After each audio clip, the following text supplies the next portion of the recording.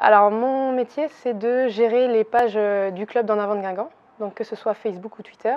On a aussi un compte Instagram, donc c'est vraiment de gérer l'e-réputation du club sur ces réseaux-là. Alors j'ai fait un bac ES, après je suis partie sur une formation plus générale en licence économie-gestion. Et c'est là où, après plusieurs stages au sein du club, je me suis dit que je voulais travailler dans la communication. Je suis partie dans un master événementiel sportif.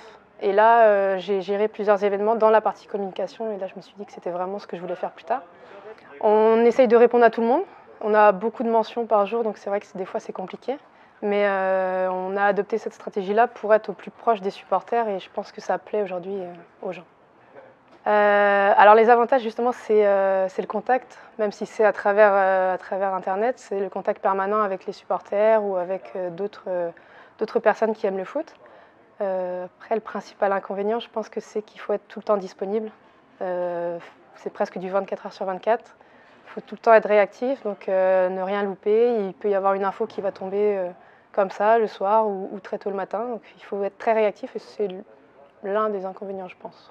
Pour être community manager, il faut être passionné, parce que justement, il faut être disponible et très réactif.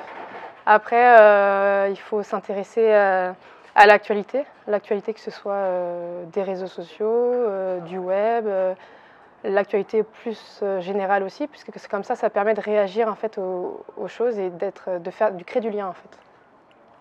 Il faut être très curieux, parce qu'il faut tout regarder. On fait beaucoup de veille, donc on regarde tous les outils statistiques de Twitter, de Facebook, tout ça. Je pense que c'est la principale qualité, c'est être vraiment très curieux pour être community manager.